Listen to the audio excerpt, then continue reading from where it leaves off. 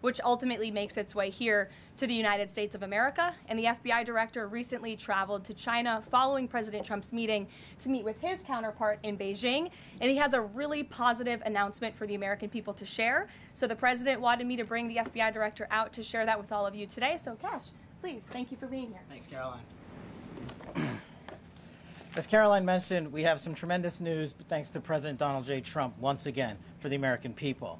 As soon as the President of the United States took office, he issued a mandate to rid America of the scourge that is fentanyl, a drug that has killed hundreds of thousands of Americans.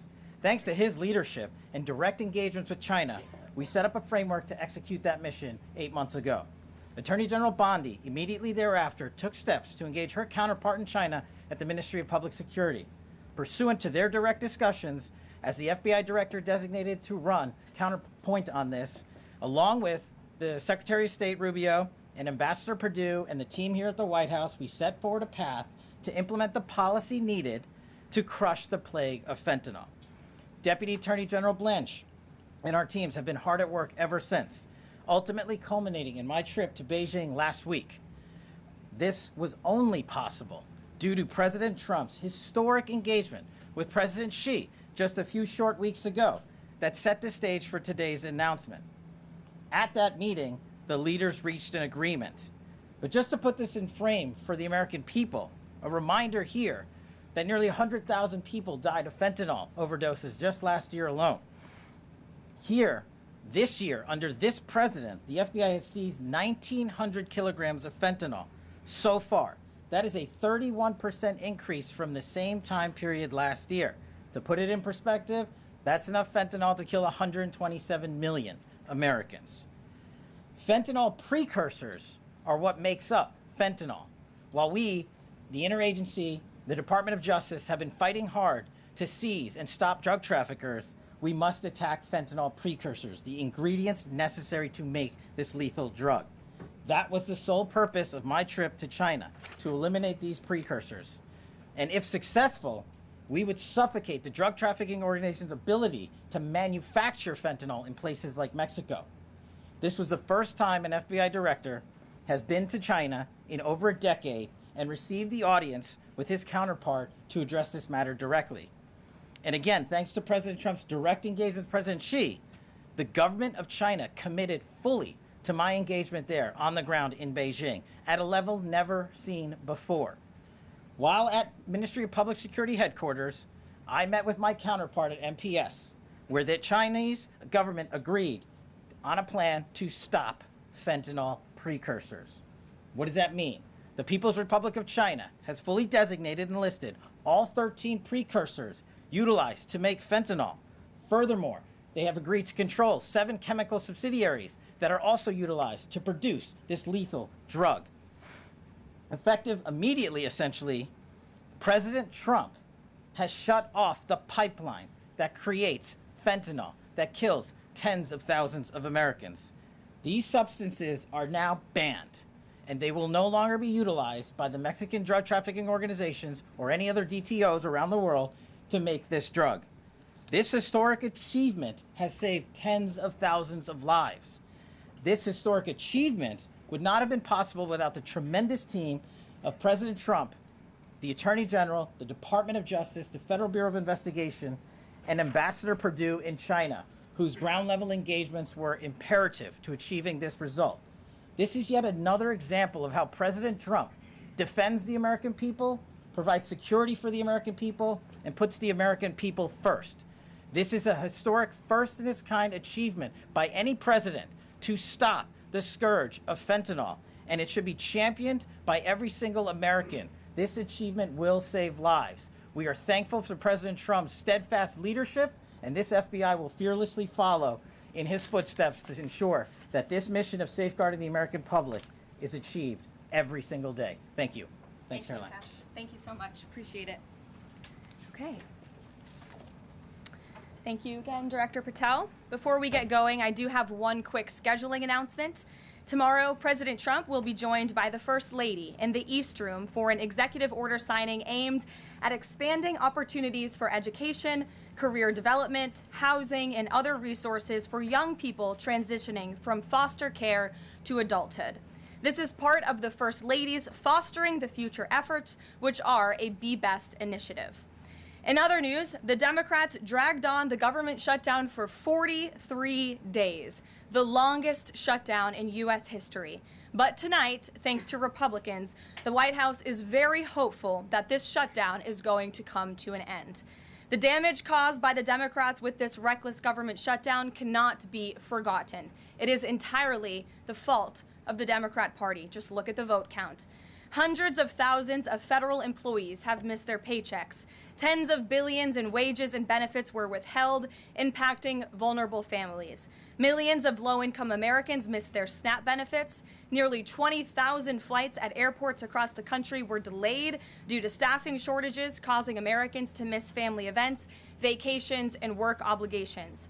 According to Airlines for America, an estimated 5.2 million travelers have had their flights disrupted over the course of the Democrat shutdown.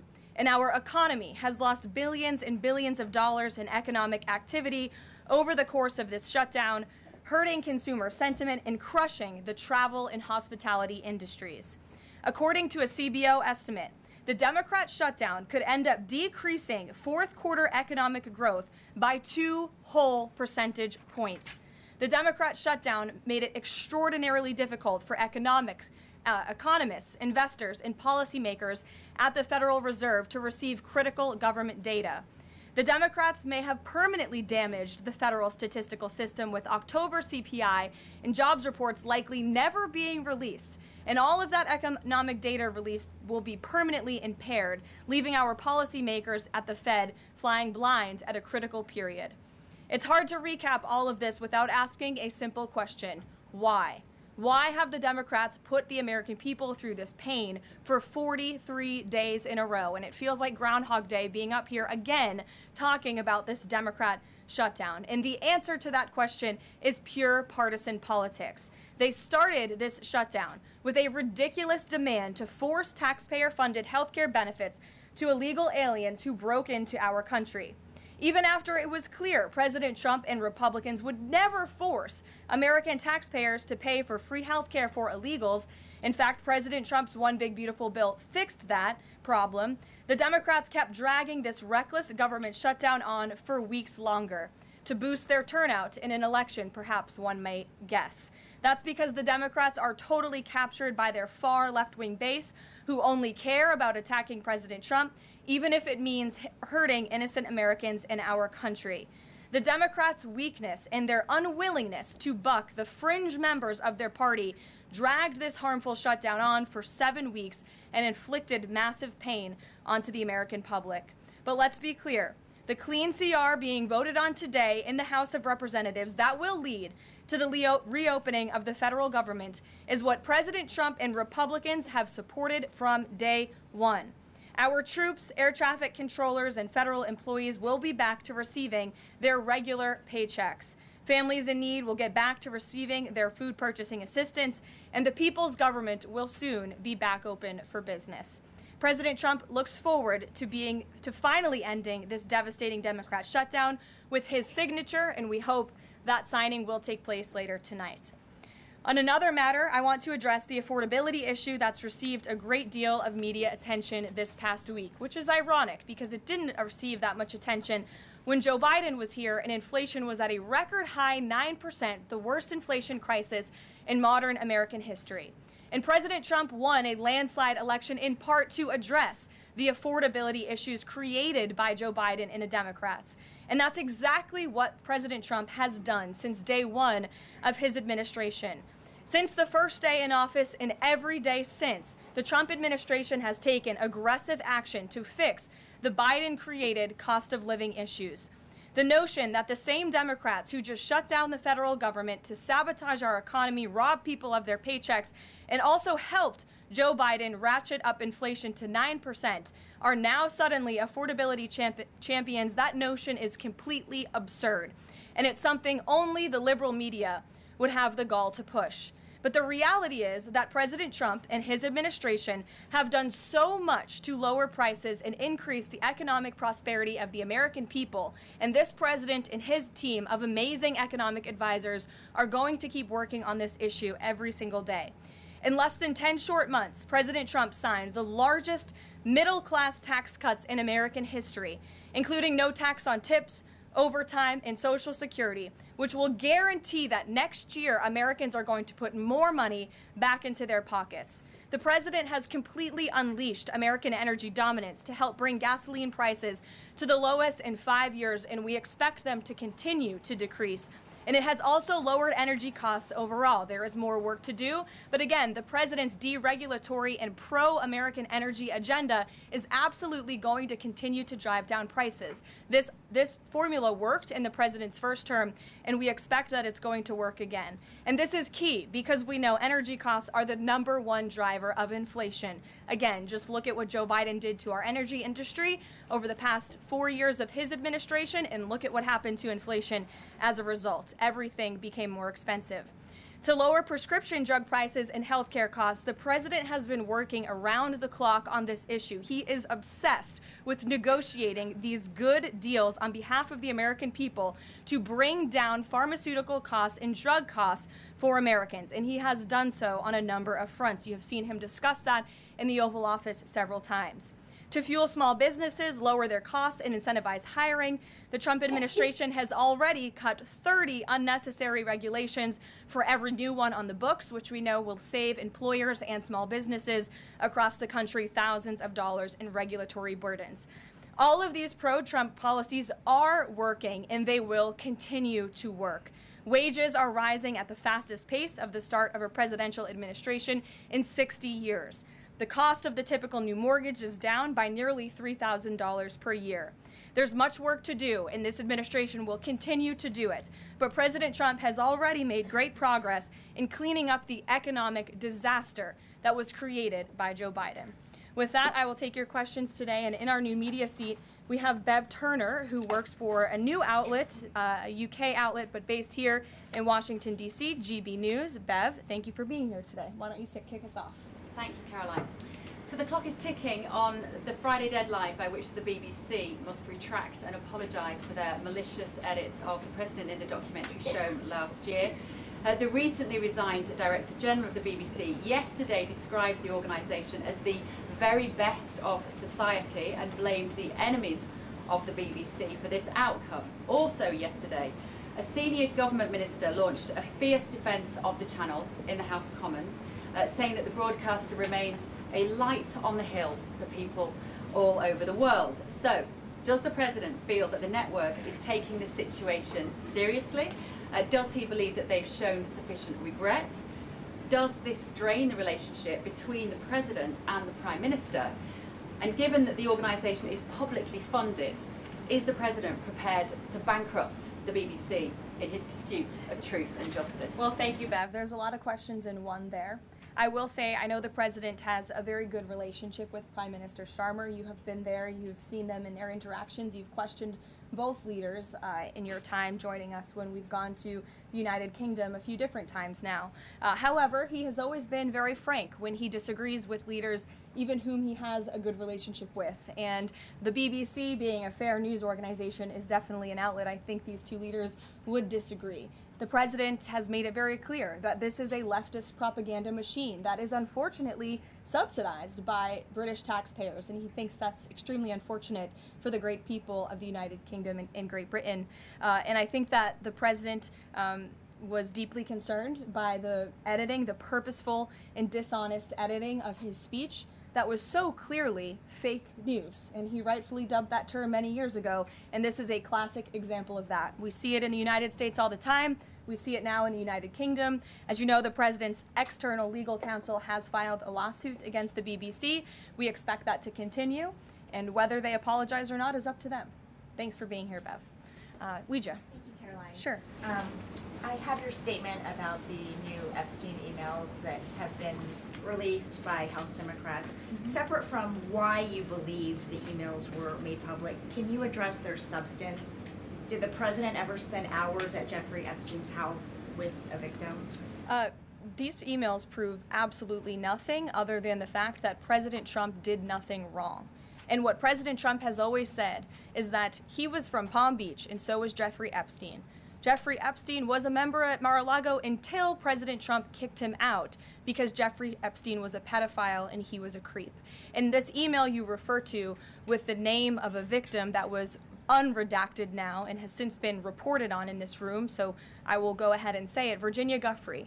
And it was CBS's own reporting, Ouija, that recently wrote that Miss Giuffre maintained, and God rest her soul, that she maintained that there was nothing inappropriate she ever witnessed, that President Trump was always extremely professional and friendly to her.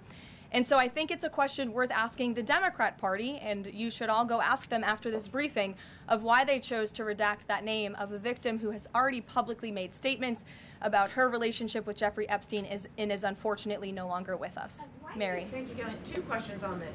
In the interest of transparency, why not just go ahead, release the full files on Epstein, get this all over with? This administration has done more with respect to transparency when it comes to Jeffrey Epstein than any administration ever. In fact, this administration, the Department of Justice, has turned over tens of thousands of documents to the American people. We are cooperating and showing support for the House Oversight Committee. That's part of the reason you are seeing these documents that were released today, because of the House Oversight Committee's and Republicans' efforts to get these out to the public. This administration also moved, the Department of Justice also moved to unseal grand jury testimony, which we know, unfortunately, a judge declined those requests. So this administration has done more than any, and it just shows how this is truly a manufactured hoax by the Democrat Party. For now, they're talking about it all of a sudden because President Trump is in the Oval Office. But when Joe Biden was sitting in there, the Democrats never brought this up. This wasn't an issue that they cared about because they actually don't care about the victims in these cases. They care about trying to score political points against President Trump, as we have, of course, seen with this government shutdown. And this entire thing, again, it's not a coincidence to the American people at home. There are no coincidences in Washington, D.C. And it is not a coincidence that the Democrats leaked these emails to the fake news this morning ahead of Republicans reopening the government. This is another distraction campaign by the Democrat and the liberal media, and it's why I'm being asked questions about Epstein instead of the government reopening because of Republicans and President Trump. But given your Reagan. interest in transparency, Caroline, why are White House officials then meeting with Representative Boebert in an effort to try and get her to not sign this petition calling for the release of the files? Doesn't it show transparency that members of the Trump administration are willing to brief members of Congress whenever they please? Doesn't that show our level of transparency? Doesn't that show the level of transparency when we are willing to sit down with members of Congress and address their concerns? That's a defining factor of transparency, having discussions with members of Congress about various issues. And I'm not going to detail conversations that took place in the Situation Room in the press briefing room. Reagan. I have a question about the government shutdown. Thank you. The Middle I'm East. glad someone does. First, on the government shutdown, the shutdown deal reverses the administration's reps, and it also prohibits more from happening until the end of January. I'm wondering if the president had input on this element of the deal, and if he's at all disappointed that's going to reverse the downsizing of the federal government that they did during the shutdown. I mean, look, I think it's about 6,000 workers total. When you look at that in comparison to the reduction in the federal workforce that this administration has done since January to get rid of the waste, the fraud, the abuse, and to reduce the size of our federal bureaucracy, we've done a lot of great work on that front, and we will continue to. But obviously, the president's main priority was to reopen the federal government and get people back to work, and that's what this deal accomplishes. Line, there's been reports in Israeli media that the U.S. is considering building a temporary military base on the Gaza border. Can you confirm these reports? So I had a conversation directly with the reporter who wrote this article, and this article was based on a single piece of paper, an inquiry that somebody in the Department of Navy made about an idea that may happen in the future. And this reporter deemed that as an official plan and ran with a story that the United States is looking into it. I checked with the highest levels of the United States federal government. This is not something the United States is interested in being engaged in. It's not something we are currently involved in right now that we will be funding. And the president has been very clear he doesn't want to see boots on the ground with respect to what's happening in the Middle East. We've made great peace. We've made great progress with the peace plan in Gaza, and we want to continue to see that move forward. But I put a comment in that story for a reason, and sometimes we see reporters take a piece of paper like this and just deem it as official policy, and sometimes that misleads people a little bit. Sure. There's been a question about UK intelligence sharing regarding the drunk interdictions involving Venezuelan boats. How will that affect the U.S. military operation? There's been a lot of discussion about the high caliber of the intelligence that has been provided before any of these military actions have taken place. I've seen that report. Oh, hello. I've seen that report. I'm familiar with the reporting, but we don't comment on intelligence matters, classified intelligence matters, as you know. As for the Trump administration's position on our narco-terrorist campaign in the Caribbean, it is going to continue, and the president has made it very clear he's not going to allow terrorists to bring illegal drugs that kill American citizens into our great country. Sure, John. I'll go to John and then Zolan. Go ahead. Thank you so much. Trump has talked about sending out $2,000 checks to U.S. citizens. Earlier this year, he also talked about sending a Doge dividend. That didn't materialize. Should U.S.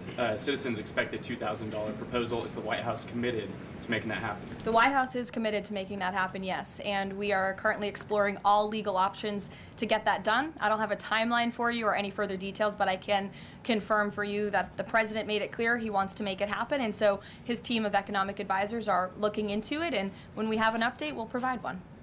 Solon. You said at the top that one of the costs of the government shutdown was that people missed their SNAP benefits.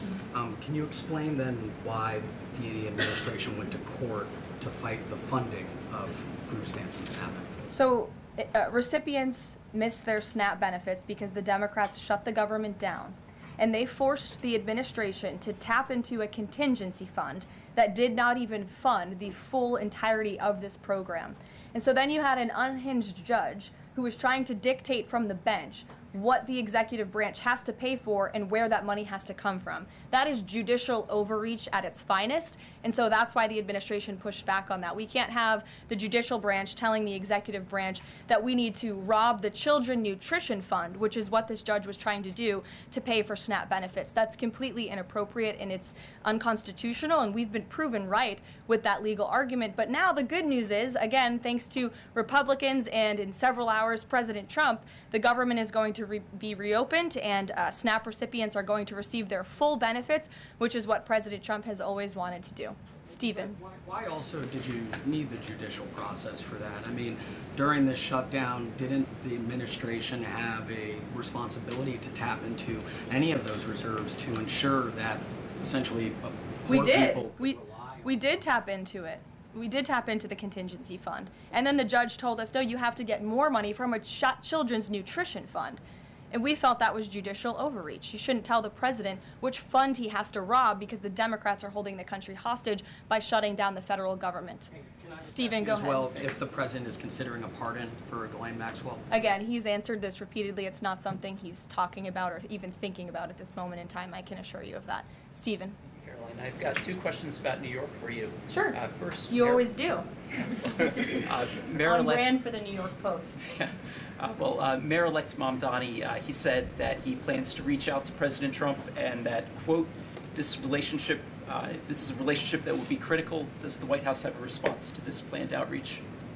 It's the first time I'm hearing of it. I'll let the president respond himself to that comment by Mr. Mamdani.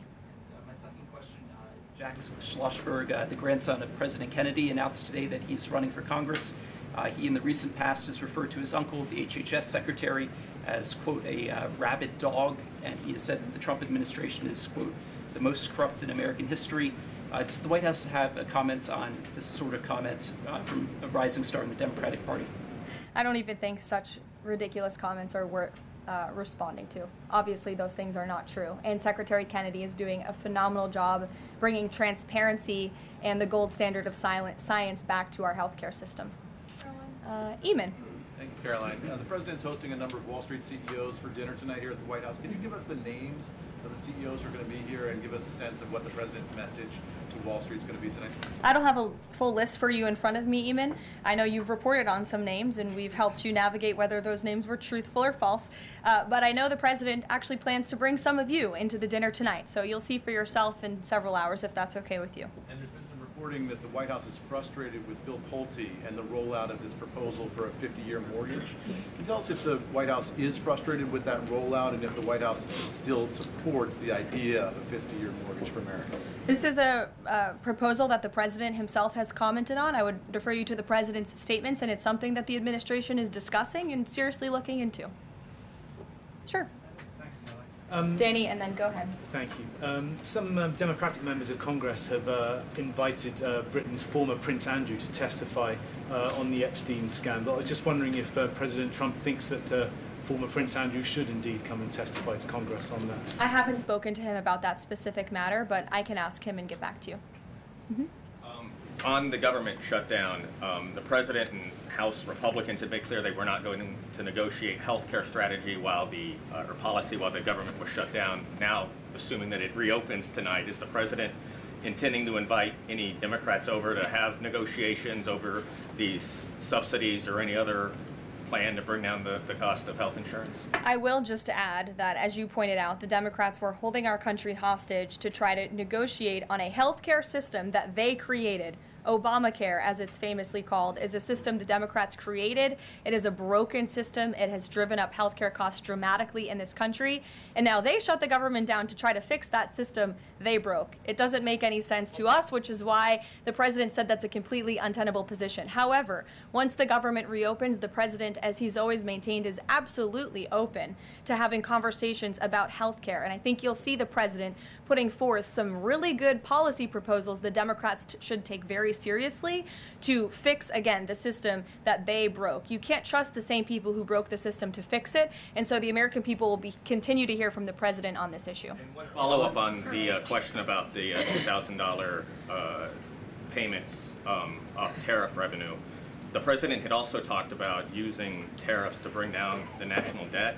Would this be in lieu of that? Like, this is now the new way to maybe to use that tariff revenue? No, the president put out a statement on this clarifying he wants to do both things with the tariff revenue that he's bringing into this country. Trillions of dollars are expected to continue to pour in, and it's part of the reason that the Supreme Court case is so vital for our country's future, to restore our manufacturing industry in this country, to protect our national security, to continue to allow the president to use tariffs as leverage to negotiate economic deals that, again, are good for our national security. And that revenue can then be used for various reasons, to pay down our debt and also perhaps to give these rebate checks back to Americans, which, again, the White House is exploring the legal options of how we can get that done.